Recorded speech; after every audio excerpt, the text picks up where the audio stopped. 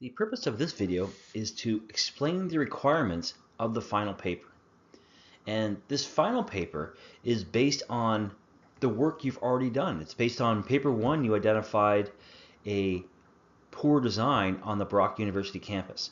Paper two was the task analysis. And in the task analysis, you further highlighted why this system doesn't maximize the capabilities of the human factors. So that the task analysis was a very rigorous examination of the demands on the human factor.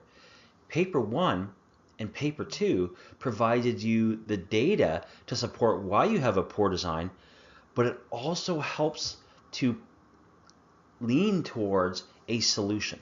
Okay, so paper one, paper two, here's my human factors issue. Paper three is here's my solution. So for this assignment, differing from the past two assignments, is you're going to submit a video note. And I know many of you did this for paper one. This is the only way this assignment will be assessed, is that it's submitted as a video note, and this is just an option that you use in Brightspace, and we'll talk about that a little bit later on in this presentation. It's very simple, it's just a couple steps, but it takes the video that you've created, and you have flexibility to use different types of software. The video that you've created, it's just being uploaded to Brightspace, and it's just called a video note. The benefit of this is that when I open up your file, the video is right there waiting. I don't have to click a link. It's very stable. It always works. When you're providing links to videos, for example, in the first assignment, people submitted links to videos. Many times they didn't work. So make sure for this paper you're not submitting a link to a video, because chances are it's just not going to work. You have to submit a video note. And we'll talk about this as we progress through this video. For this solution, the things that you have to apply, similar to past assignments, there's really nothing new here. You have to be explicit and apply lecture content. From the very beginning of the course, we talked about creating a glossary of terms that are used in the cognitive ergonomics world. And those terms should be mobilized within your assignments. You did it in assignment one, you're doing it in assignment two, you're going to do it in assignment three. This is showing your mobilization of course content linking to your system. Okay, so make sure you're very explicit in your application of course content. You also want to be including information from your first paper, identification of a poor design, and the second paper, the task analysis. So content from that paper will also be discussed by you in this final assignment. And once again, for your solution, it's an evidence-based solution. Therefore, you need to have at least 5 peer-reviewed sources. That's a minimum. Some people have more, but don't go less than 5. Okay? So not only are you mobilizing course content to support your evidence-based solution, you're also looking into the research to also further add some support for your solution. For the presentation, there's a few components that you want to make sure you address. The first part of your presentation will just once again justify the human factors issue. You've done this now on 2 papers. All you're going to do here is talk about your system, talk about the function of your system, and then you're going to kind of justify why you have a human factors issue, why that system doesn't match the capabilities of the human factor. Well, that's been the information from paper one, the identification of a poor design. It's also been information from paper two, the task analysis. So you're going to bring in content from your previous 2 papers to provide further support to why you have a poor design. Once you've justified your human factors issue, once again, which you have already done in 2 papers, the bulk of your presentation will be the evidence-based solution. So that justification of the human factors issue, this might be 1 or 2 slides. It might be 2 or 3 minutes of your presentation. Okay. The evidence-based solution, this is the bulk of your presentation.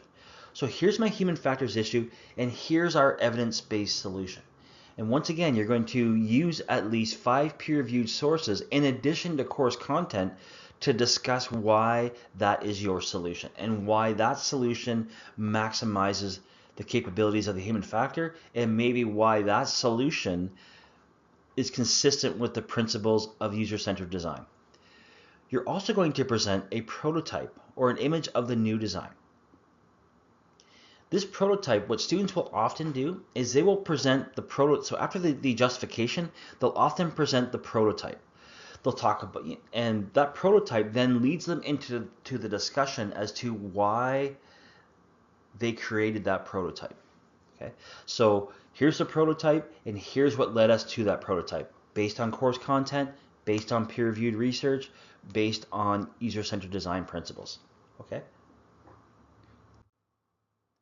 As far as the organization, historically groups have been very creative. You can present the information any way you like in the video, but just make sure that there's a justification section, there's the evidence-based solution, and there's also the prototype. But you can be very creative. And within your presentation, you must discuss the peer-reviewed sources. Make sure you have some discussion in regards to why you chose that peer-reviewed source. Maybe they had the same age group, maybe they had a very similar task, but make sure you provide, a good description of why you chose that peer-reviewed research. Because once again, you have 5 sources. Talk about how those sources led you to the solution. Okay, so just don't summarize the article. Go a little more in depth and talk about why that paper helped you with your solution. The duration of the presentation can't be longer than 20 minutes, and after 20 minutes, the content after 20 minutes won't be assessed. Okay, so make sure you keep a close eye of how long your presentation is. In the past, students have never had an issue with the time, so there's probably more time there than you actually need. And once again, your presentation must be submitted as a video note. Nothing else will be assessed. So don't send a link to a video. It's just not going to work. Guaranteed it won't work. So make sure that you use a video note, and within the presentation, within the course outline, within the information in the assignment tool, you will see video note instructions, and that's a hyperlink. When you press that hyperlink, so you'll see on the screen here, video note instructions, when you click on that, it's going to take you to a page like this. How can I submit a video assignment? This walks you through the 2 steps to upload a video note. And this was created by Brock University, and it's created by the Center for Pedagogical Innovation. So they designed all this for all of us, for myself, for you, for everybody. So it's very helpful. It's a very simple step. The benefit of a video note is that it's always stable. When I click on your name to assess your assignment, the video is going to be right there waiting, and I just push play. There's no clicking of links, hyperlinks, because based on the experiences from paper 1, oftentimes those links do not work. Okay, so make sure that you submit a video note. Any questions, please reach out. As far as the grading, the first part of your presentation will just be the justification. You already have this data. You have paper 1, you have paper 2. You're just kind of talking about, here's my system, here's a system function, here's why the function of the system is not being accomplished. You have data from paper 1, you have data from paper 2. That's going to be discussed and referenced within that first part of your presentation. Okay, so once again, make sure that you reference those first 2 papers and talk about how that data from those first 2 papers led you to why you have a human factors issue. And once again, you're going to be showing evidence of course application. Okay, so what are the concepts, what are the ideas from the course that helped you in decide that you have a human factors issue?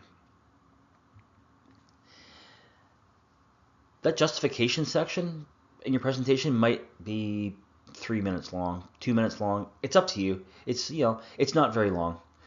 The bulk of the presentation is the evidence-based solution.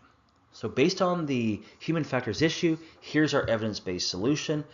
Oftentimes in the past, students will present their prototype first, a very detailed description of the prototype, and the design of that prototype will be based on discussing peer-reviewed research. So once again, talk about the peer-reviewed research and talk about why you chose the articles you did. So be specific in regards to the content that said, hey, this is a great article, and here's why I chose this article, and here's why this article links to my evidence-based solution. Okay, so make sure you're discussing all 5 papers. I wouldn't be summarizing the studies, but it's kind of looking at the papers and trying to identify the content that is most relevant to your system. Okay, and you're also going to apply course content. You're also going to apply user-centered design principles. In paper 1, you probably said this design isn't consistent with the human factors capabilities because these two principles are being compromised. Well, now in the solution, you can say, based on this solution, based on my intervention, these two principles that were once compromised are now being satisfied. Okay, so you can kind of see how you're going back to those previous papers. So paper 1, you did discuss principles of user-centered design, and in paper 2, you highlighted the exact part of the task analysis where you thought the issue was. You can talk about that too. You know, based on my task analysis, we thought that the cognitive part of the motor action was the issue. And now based on our redesign, we have solved that. It's no longer an issue, and here's why. And here's the course content that supports us. Here's the peer-reviewed research that supports us. So the idea being is those first two papers that you completed are not really left in isolation. They're being used in this final presentation because that's your data, and your evidence-based solution is now changing and addressing those issues that you identified previously. Okay, so once again, make sure you are applying, mobilizing the content from those first two papers. And the final part is organization. Don't go past 20 minutes because you will lose marks, and any information past 20 minutes will not be assessed. And once again, it has to be a video note. Nothing else will be assessed. So if it's not a video note, it won't be assessed. Because the assignment tool is now open, you can practice. You can create a video in the software that you think you're going to use and practice uploading a video note to see if it's going to work. Okay, so I would practice uploading a video before the assignment is due. Okay. Once again, if it's not a video note, it won't be assessed. And once again, with organization, you just have a clear and logical application of course content, peer-reviewed research, your past papers. This is kind of a cumulative product where these papers you previously completed are helping you with this final solution. Okay, so these papers were all they were all interlinked, and they were all facilitating each other in leading you to these solutions. Once again, any questions, please reach out. And once again, you do have flexibility in how you present this content. And students have been very creative, so you can do, there is a lot of freedom here. Just make sure you're addressing these components and make sure you have a video note. As far as contact, you can send me an email, Teams meeting. We can easily set up a Teams meeting. Drop by my office, and also before and after class if you have any questions at all.